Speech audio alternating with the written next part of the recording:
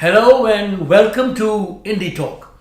This is a show on which we discuss controversial issues of national importance. And the issue today is a subject that we have put on the front cover of our magazine, India Legal. It's called, the headline says, Battle for the Benches. And it says, the turf battle between the executive and judiciary over appointments of judges has escalated to the extent that it is undermining the entire system of appointments. And what has happened as a result of this is that there is a crisis in the judiciary. One judge, the Chief Justice himself, is facing an impeachment motion brought against him mostly by the Congress and opposition parties. There's been what they call the four-judge revolt of the four senior-most judges of the Collegium, a public revolt that took place almost a month ago, in which they publicly criticized the Chief Justice Deepak Mishra of India for not apportioning cases on a fair basis according to the roster system. And there are what are known as the empty benches. What are these empty benches? All over the country, the appointment system has been so flawed that and so stymied, unfortunately, by internecine politics. Some of them involving the judiciary itself, and some of them plainly because the judiciary and the executive are not seeing eye to eye on appointments. The result is that out of 1,030 sanctioned posts in the Supreme Court and in the higher judiciary, the high courts, there are still 333 vacancies at last count. And 146 of them are pending with the government of India, with the law ministry.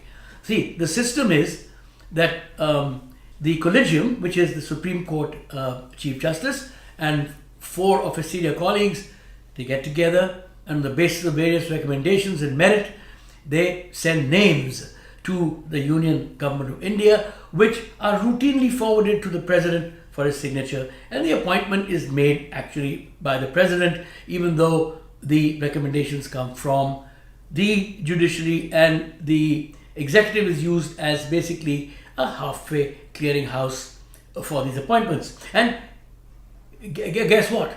7 of these vacancies are in the Supreme Court itself, which is not up to its full strength at last count. Now, the latest spark in this entire battle, which has been fueled by several sparks, has been a letter by Judge Justice Chalmeshwar, the second senior most judge in the Collegium, number 2 after Justice Deepak Mishra, who has fired off another letter, this time to all his brother judges, again, which is implicitly critical of the Chief Justice. Why? You see, the government wrote a letter directly to the Chief Justice of Karnataka. His name is Dinesh Maheshwari, asking that a case be reopened against a sessions judge who was to be elevated to a higher position. Now, this is really unheard of, that the executive is actually writing directly to the Chief Justice and totally bypassing the Chief Justice of India as well as the Collegium. And by the way, this appointment of this sessions judge had been approved by the Collegium, and they reopened the case against this judge so that he would stand very small chance of making it to the promotion that had been recommended for him. See, implicit again in the letter that Chalmeshwar wrote is that the Chief Justice had been remiss. Even though he knew about this letter, he had been informed about this letter, he should have taken this up on his own and fought the good fight for the Collegium and for judicial independence in the appointment and promotion of judges, but he did not do so. And in this, there is what they call the second revolt in less than a month, in which the Chief Justice has been singled out for criticism for not acting in defense of the judiciary. Now, there is no question about it, and India Legal has always taken the position that it prizes above everything else the independence of the judiciary, which is what keeps us free and which really protects the constitution and the separation of powers and the balance of powers that keeps this republic in safe hands and keeps it as a republic. Unfortunately, what has happened is that even if there is cause, say, suppose I play devil's advocate for the government and say there is cause because there was an initial inquiry against this sessions judge, and okay, maybe there's some reason that it could have been reopened, right? Okay, even if you grant that, what about the blatant interference, for example, in the appointment of two justices?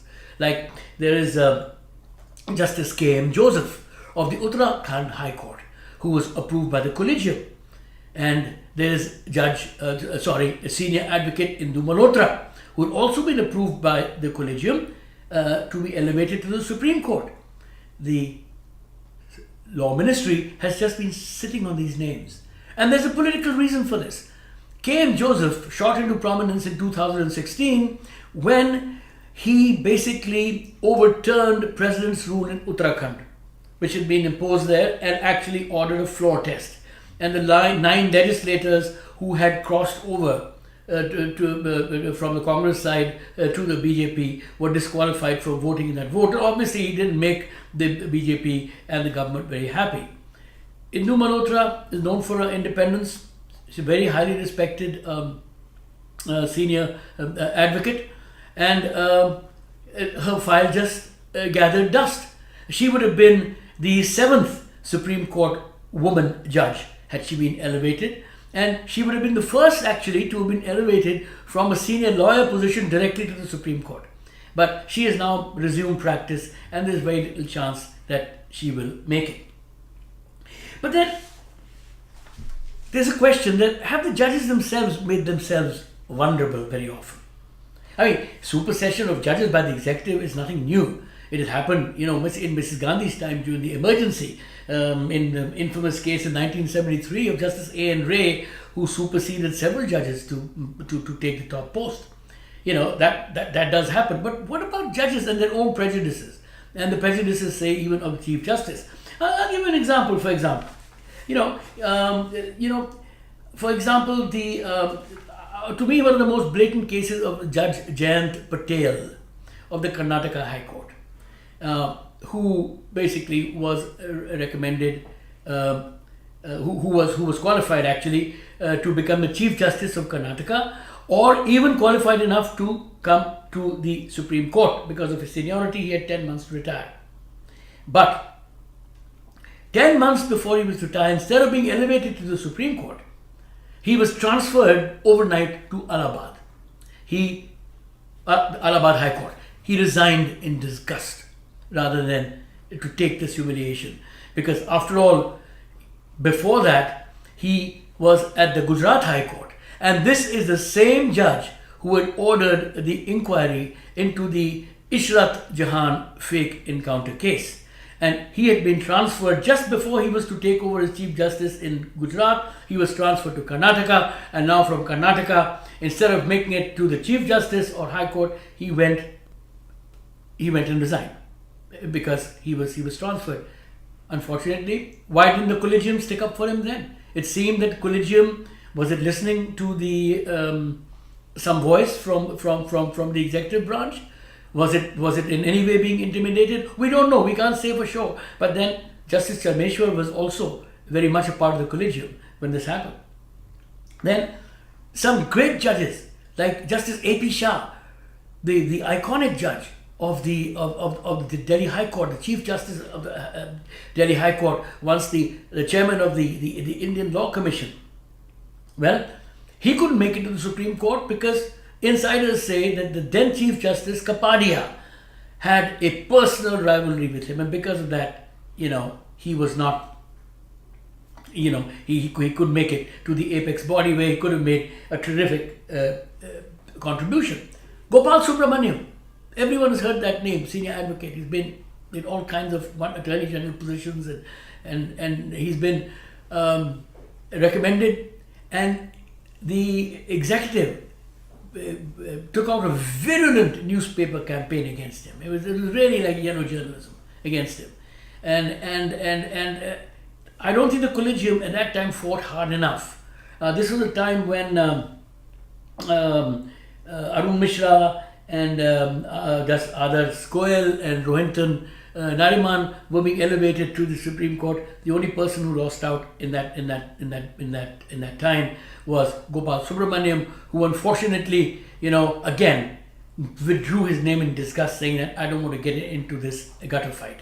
The judiciary, the higher judiciary, could have stood up for him, a colleague at that time. Take the case of Markandeya Kadju.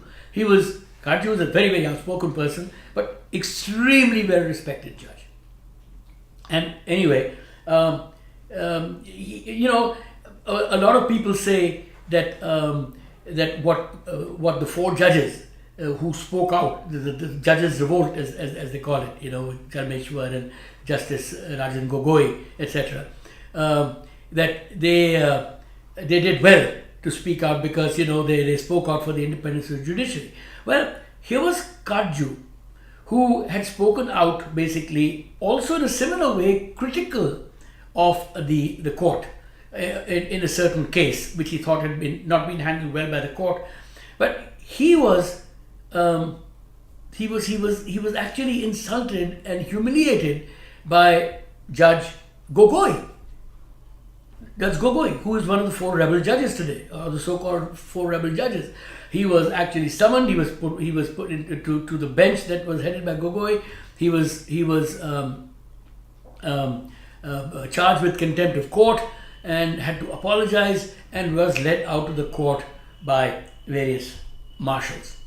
So what I'm saying, we were trying to get at here is that look, it's in a certain amount of democracy, even within the highest benches of our judiciary, is important. And when people see something wrong that's going on, they must speak out against it. But what has happened here is that, unfortunately,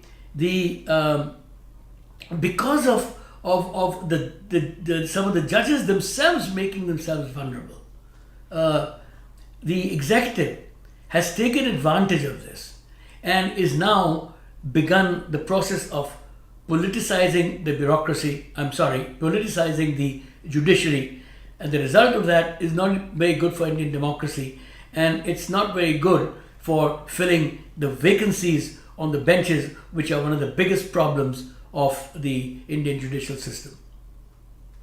That's all for today on IndiTalk. We'll be back once again with another controversial subject of national importance. Until then, catch us.